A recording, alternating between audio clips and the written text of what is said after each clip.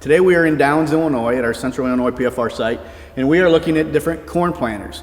Corn planting season is going to be right around the corner and just a few short weeks away, and we want to make sure that when we're out planting, our planters are in top running condition. So what we want to do today is run through just a few checklists of planter maintenance to make sure these planters are running correctly.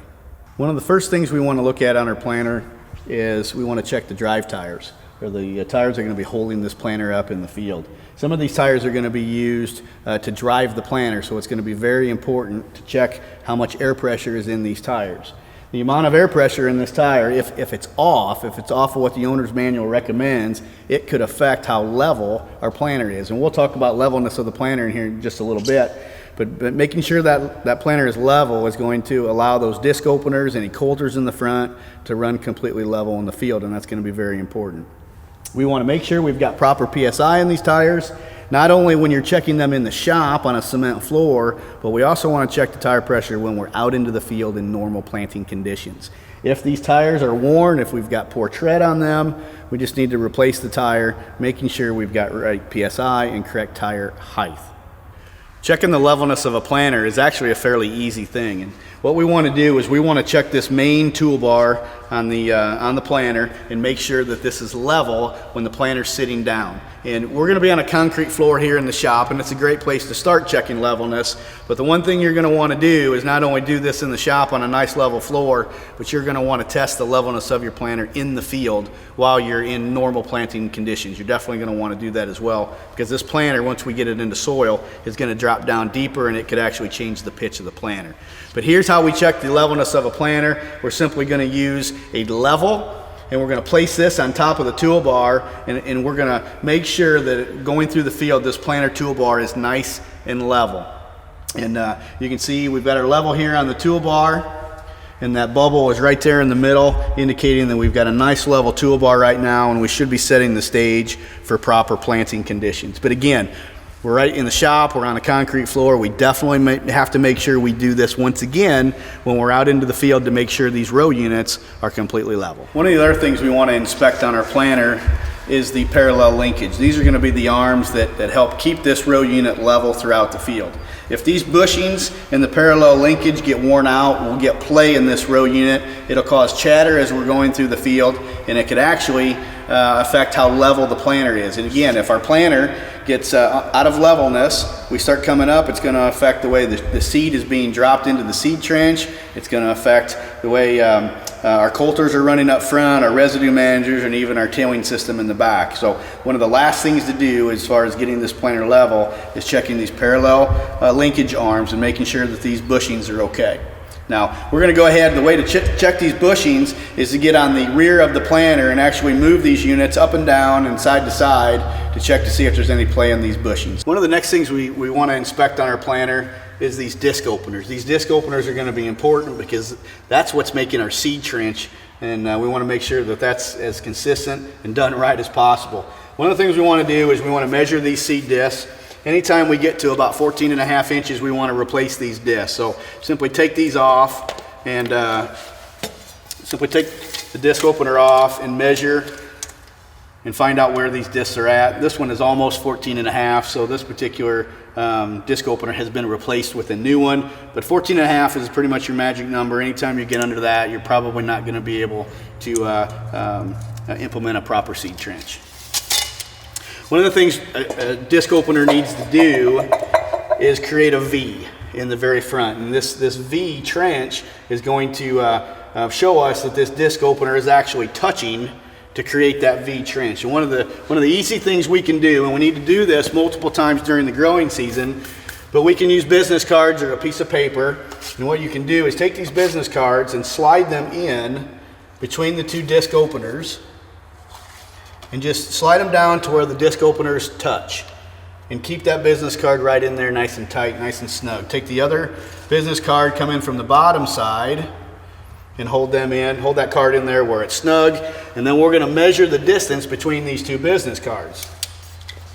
So we take our tape measure and we're going to measure here, and we're over 2 inches in distance between these two business cards. Now you'll want to check with the owner's manual of your planter. Some of this distance is going to vary based on the model of your planter, but just make sure that you've got the proper distance here of these two discs touching to make sure we get a V trench.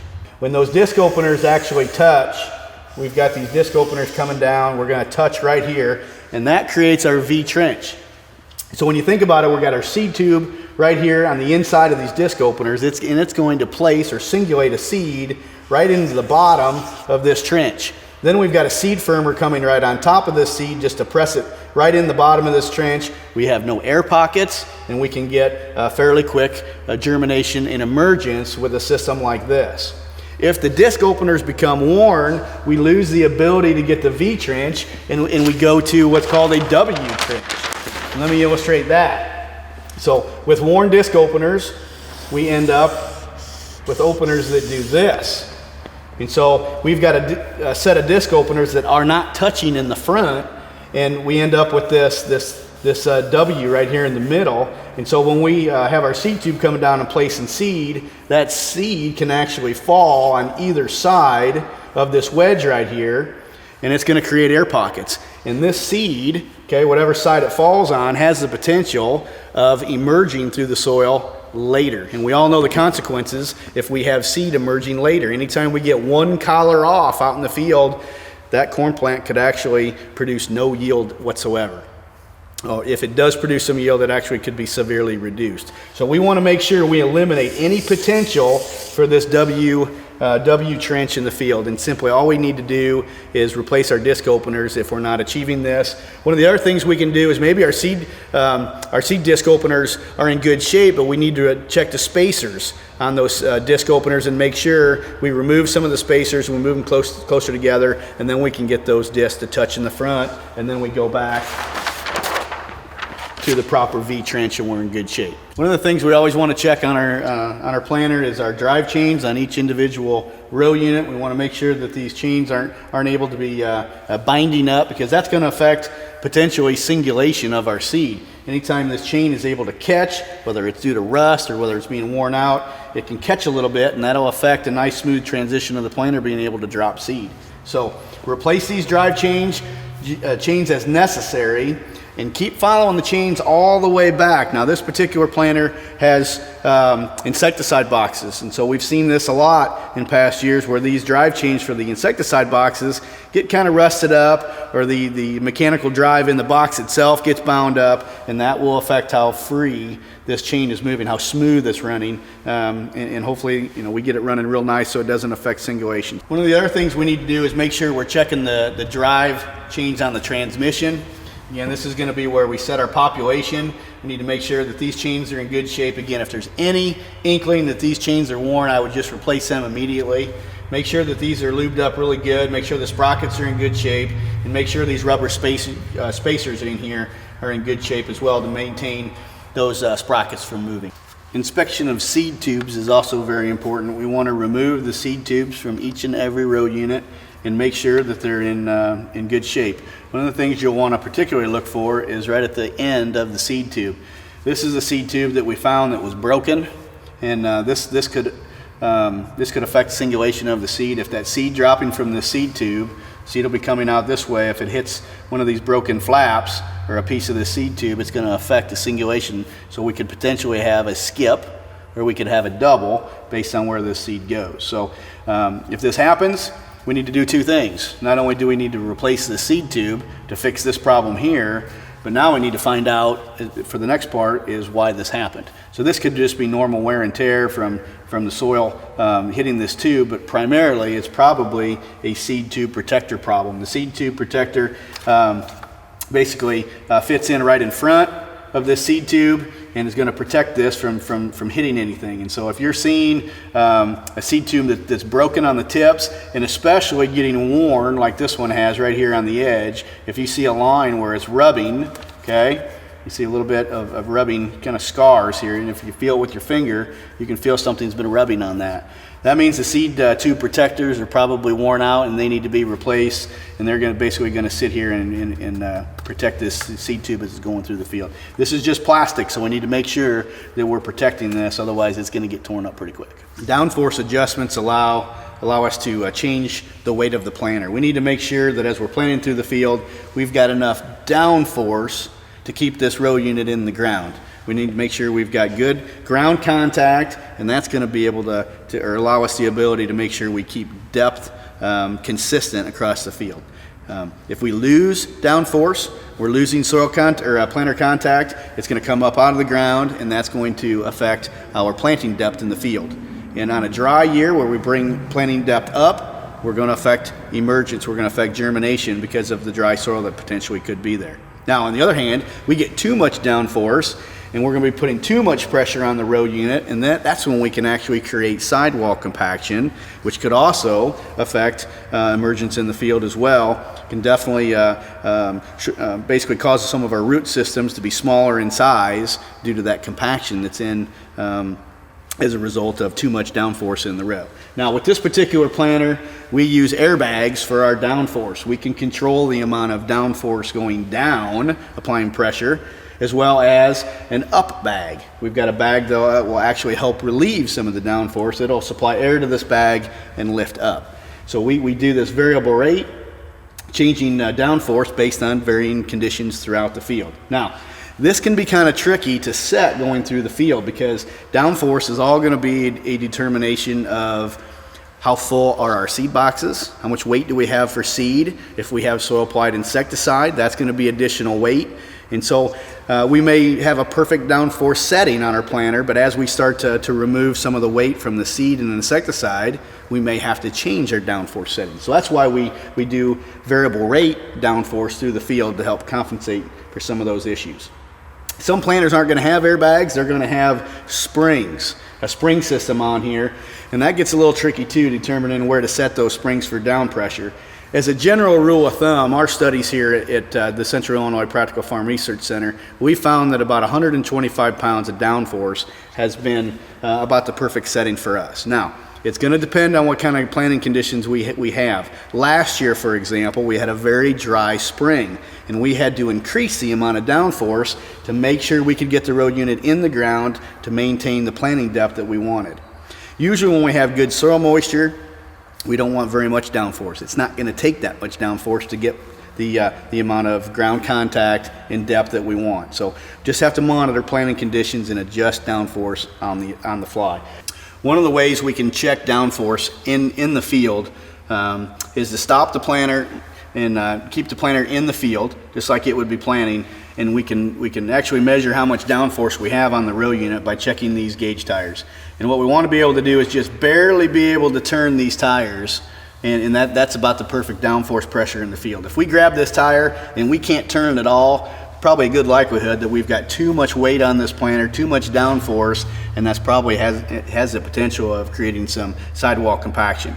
If we go to this row unit and we can spin the tire just like we have now, it's obvious that we don't have near enough downforce. We need to crank that up to create ground contact. The final part of our planting system is our closing wheels, and this is a tail system that's designed to close the trench up properly, making sure we get good seed to soil contact, making sure we've got no air pockets where that seed's been planted. One of the things I like to do with the planter is make sure that these tail wheels, these closing wheels, are running true. Now there's a couple different ways to do this. One of the ways is on a concrete floor. You can set this planter down and pull it ahead while the planter's all the way down in the ground, and it'll create a scratch where the disc openers are, and you can actually line that scratch up to these tail wheels, these closing wheels, to make sure that they're running right in the center. One of the other ways you can do it if you don't want to do that on a concrete floor is use some type of rope, or what I have here is a fiberglass flag. And what I do is I run this in, run it to my seed opener, or my disc openers up front, and then I can line it up in the back. And you can see that this fiberglass pole is running right in the center of these closing wheels, and that tells me that they're set up pretty true. So it'll do a nice job of applying pressure and closing that seed trench for me, getting good seed to soil contact with no air pockets. These closing wheels are pretty important on the back of the planter, and we need to make sure that you can spin these closing wheels and make sure that the bearings are in good shape, and we're not getting any play in these units. Now, we've got a different type of closing wheel on this particular planter. This is a Great Plains planter, and this is a spider wheel. One of the things you're going to want to make sure of, some planters or some growers like to have spike wheels on the closing system in the back. Others prefer to have a rubber type system. But one of the things we need to make sure of is check your tension in the back, make sure how these closing wheels are positioned, make sure they're running true. And if you're running a spike wheel, if they're not running true or they're getting too close to the seed trench, you've got the possibility or opportunity to grab that seed and throw it out of the soil. So we want to make sure that these aren't grabbing too much, making sure they're not too aggressive. All we want to do, close that seed trench, get good seed to soil contact, make sure we've got no air pockets. One of the things I like to do with a planter is I want to watch it going through the field, and I want to evaluate for how much planter chatter that we could potentially have on this planter going through the field planting. And what I mean by chatter is actually how much movement or play we're getting side to side or up and down with that planter. And we call that planter chatter. And the first thing, if you're seeing that on the planter, one of the things that we need to monitor is how fast are we driving. If we're seeing a lot of planter chatter, we need to slow that planter down and see if that chatter continues. If it eliminates the problem, well, you found the situation that we had. We were just planting too fast. If the chatter is still continuing to happen even when you slow down, we have to start analyzing the planter and find out why that planter is moving on us. Maybe we've got worn bushings in the parallel arms. We've already talked about that here today. If that happens, we'll get movement either left or right or up and down, and we can fix that just by replacing those bushings. Again, the chains, the drive system on the planter, if it's catching, okay, we've got tight or rusty chains, we're going to see that with planter chatter. We can fix that easily enough as well. One of the things we want to do is check our gauge wheels, our depth wheels, to make sure we're not getting mud buildup on those wheels. If we're getting mud developing on the tires, we're probably got too tacky conditions and we probably shouldn't be planting. But we need to make sure we're not getting buildup on those tires. Not only will we get chatter with the planter, but our planting depth will actually come up. We'll have shallower planting if that actually happens. The last thing we can do is we can add more downforce to our planter to help eliminate planter chatter. Just putting more downforce on the row unit will keep it more solid ground contact, and it should take care of that movement side to side or up or down. One of the most important aspects to having a planter run in good operating condition is our seed meters. We need to make sure that every single year we're testing our seed meters, making sure that we don't have any internal problems with these seed meters. It doesn't matter what type of planter you have for seed meters. It could be a finger type meter, it could be an air type planter. Main thing is we need to get these meters on a stand, work with a professional that knows how to basically run through a seed meter, can do minor changes internally to the seed meter, and then test it with various sizes of seed. So this is an air unit here. We would want to make sure we put this on a planter stand. We also have finger units. Okay, these are really easy to put on a meter stand, making sure that these belts are in good shape and making sure that we can have really good singulation based on seed size. Now, one of the things you're going to want to do once you put these units on a meter stand is tell the professional you're working with what speed you're running, okay, how fast you're planting typically in the field. Use that as your baseline. And then take an average seed size that you have on the seed that's been delivered to you thus far. Run that average seed size with your typical planting speed and see how these meters are performing, okay? Once you do that, you're going to want to take it a step further. Let's take our planting speed and move it up, maybe 2 miles per hour, faster than what you would normally run. Monitor the singulation, okay? Test these row units and see how fast you can run with that seed size. On the other hand, let's slow the planting speed down 2 miles per hour than what you'd typically run and see what happens to the singulation. If it gets better, you know you're going to be limited speed-wise and you're going to have to stay running at a nice, consistent, slow speed. If the singulation doesn't change very much with those different speed settings, you've got some variability where you can maybe plant a little faster, okay? Here's the other thing to do. Take your typical planting speed that you'd run and let's look at the largest seed that you have and see how the singulation is affected. Again, normal planting speed, 2 miles an hour faster, 2 miles an hour slower. Okay, take various size seeds and run that with your seed meter professional and just get an idea of what's going to happen singulation wise if you speed up your planter or slow it down. It'll also give you a pretty good indication on air planters where your pressure settings need to be as well. These have been just a few tips, what we've talked about today, to make sure that your planter is running as smoothly as possible for this year's spring planting season. If you have any additional questions on how to set your planter, please contact us at Beck's Hybrids by contacting our website at www.beckshybrids.com, or you can call us at 1-800-YES-BECK. This has been Jason Webster at Beck's Hybrids, Central Illinois Practical Farm Research Center. Thanks for watching.